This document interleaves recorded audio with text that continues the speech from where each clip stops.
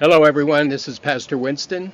Today we're going to look at Matthew 5, verses 10 and 11, the Eighth Beatitude in the series on the Beatitudes.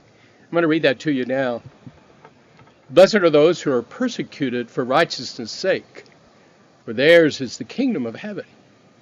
Blessed are you when others revile you and persecute you and utter all kinds of evil against you falsely on my account. Rejoice and be glad, for your reward is great in heaven. For so they persecuted the prophets who were before you. This beatitude is really interesting. This is the first time that Jesus speaks to the disciples in a very personal way. He says you. All before this it was they, theirs, and now it's you. And not only that, he involves himself in the equation. He says, on my account, you're going to be persecuted.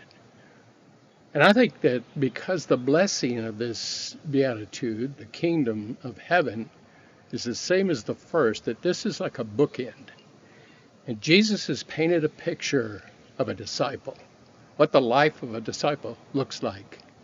First, he's found on his knees. He's poor in spirit. He's brokenhearted. He's weak.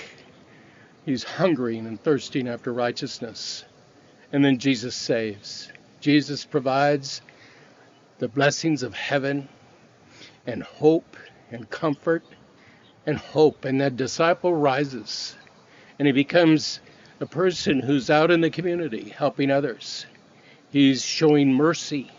And in doing that, Jesus provides more mercy and grace upon grace. And he's pure in heart. And because he gets to see God, he gets to see God acting. And he's a peacemaker because he's now in a family of God. And the family is special in that you're called a child of God. And so then he says, hey, this is all really great stuff, right? Well, why do we face this persecution? You know, the world hates that good stuff because the world wants to set the standards. The world wants to set its own rule. Hey, he who has the gold makes the rules, right? And so it hates any of this kind of goodness. And as a result, his disciples are persecuted. And you can find yourself beat down.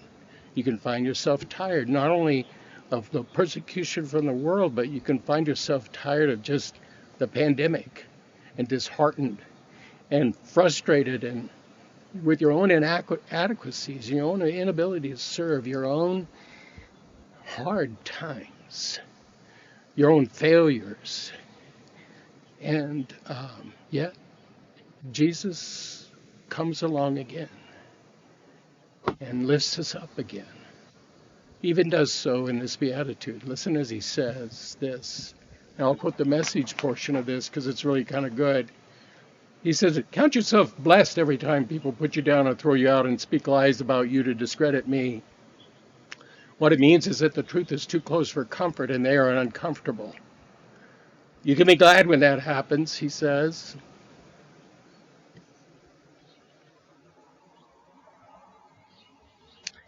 What it means is the truth is too close to comfort for them.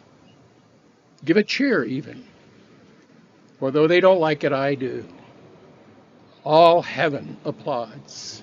And know that you are in good company. My prophets and witnesses have always gotten in that kind of trouble. So Jesus saves us again, over and over and over again, by his hope, his blessings, his grace upon grace upon grace.